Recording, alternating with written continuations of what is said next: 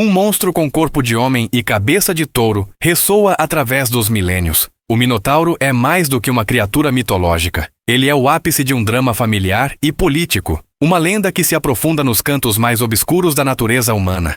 A lenda do Minotauro é sobre poder, traição e sacrifício, ecoando em cada pedra do seu labirinto.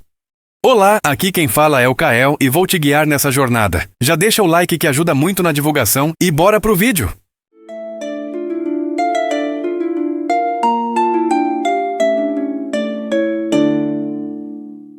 Para entender o Minotauro, precisamos primeiro mergulhar na Era Minoica, uma civilização que floresceu em Creta por volta dos anos de 2700 a 1450 a.C. Eles eram mestres construtores, artistas e navegadores, mas também guardavam crenças e rituais que hoje parecem estranhos e, por vezes, assustadores. Filho de Zeus e da princesa Fenícia Europa, o rei Minos era um líder orgulhoso e ambicioso, que buscava solidificar sua autoridade. Longe de ser um rei comum, sua ascensão ao trono de Creta foi marcada por um evento divino que selaria o destino de sua família e de toda a ilha. Para provar seu direito de governar, ele orou a Poseidon, deus dos mares, pedindo um sinal. Poseidon respondeu, fazendo emergir do mar um touro branco de beleza e majestade incomparáveis. Minos jurou que sacrificaria o animal em honra ao deus, um ato que legitimaria seu reinado aos olhos de todos.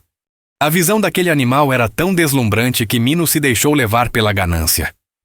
Em vez de cumprir sua promessa, ele sacrificou outro touro em um ritual e escondeu o touro divino.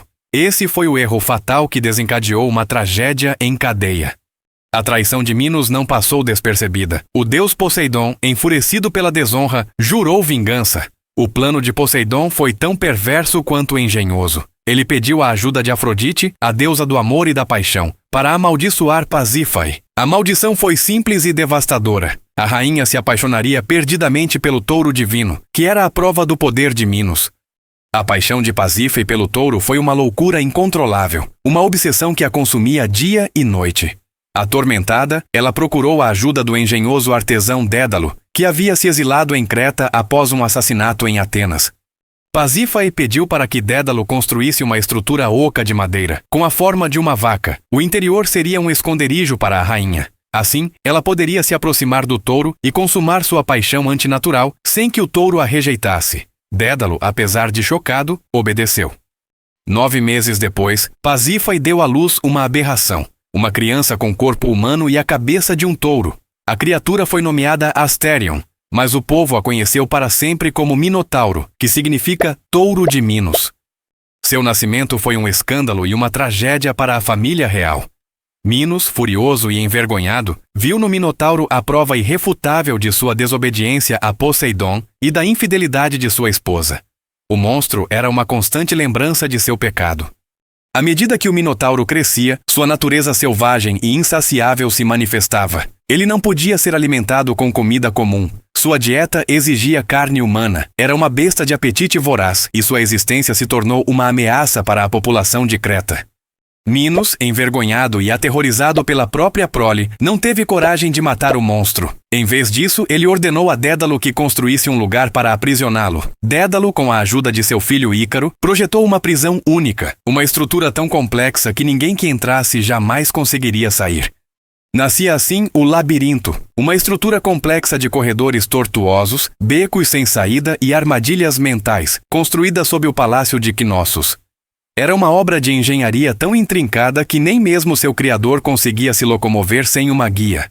O Minotauro foi então confinado a este labirinto, um prisioneiro de sua própria natureza e da maldição divina. O labirinto se tornou o lar do Minotauro, que crescia cada vez mais selvagem e faminto, alimentado apenas pela escuridão e pelo seu próprio desespero. A lenda se conecta com Atenas por meio do filho de Minos, Androgeu. O jovem, um talentoso atleta, venceu todos os jogos panelênicos em Atenas, despertando a inveja do rei ateniense Egeu. Androgeu foi assassinado, uma morte que Minos atribuiu aos atenienses. Como vingança, Minos atacou Atenas, impondo-lhe uma derrota humilhante. A punição imposta a Atenas foi devastadora. A cada 9 anos, 7 jovens e 7 donzelas deviam ser enviados para Creta como tributo. Eles eram jogados no labirinto, onde se tornavam o alimento do Minotauro. O sacrifício de jovens atenienses era a forma mais cruel de Minos humilhar e aterrorizar seus inimigos. Esse era o auge do poder e da crueldade de Minos, e o símbolo da humilhação para Atenas. Por 2 vezes o tributo foi pago, e o terror se espalhou pelo povo de Atenas. A cada novo ciclo, o pavor de perder seus filhos se tornava uma sombra escura sobre a cidade. No 3º ciclo, um herói emerge para desafiar o destino cruel de sua cidade. Seu nome é Teseu, o filho do rei Egeu de Atenas. Movido por coragem e um senso de justiça, ele se voluntaria para ir a Creta. Sua missão? Entrar no labirinto e matar o Minotauro, libertando seu povo de uma vez por todas. A chegada de Teseu em Creta mudou o curso da história. Quando Teseu chega a Creta, sua bravura e sua beleza chamam a atenção de Ariadne, filha de Minos, que se apaixona por ele à primeira vista. Ela viu a coragem e a determinação em seus olhos e decidiu ajudá-lo. Ariadne sabia que a força não seria suficiente para sobreviver ao labirinto.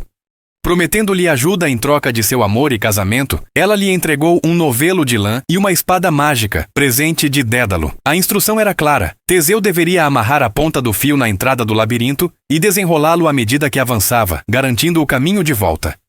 Teseu amarra a ponta do fio na entrada do labirinto e segue para o interior. Os corredores escuros e silenciosos eram um teste para os nervos mais fortes. Teseu seguiu a linha mágica de Ariadne, adentrando cada vez mais fundo na escuridão. Ele seguiu os corredores sombrios e úmidos, sentindo a presença opressiva do monstro. Ele ouviu os mugidos e os passos pesados do Minotauro, ecoando ao longe na escuridão.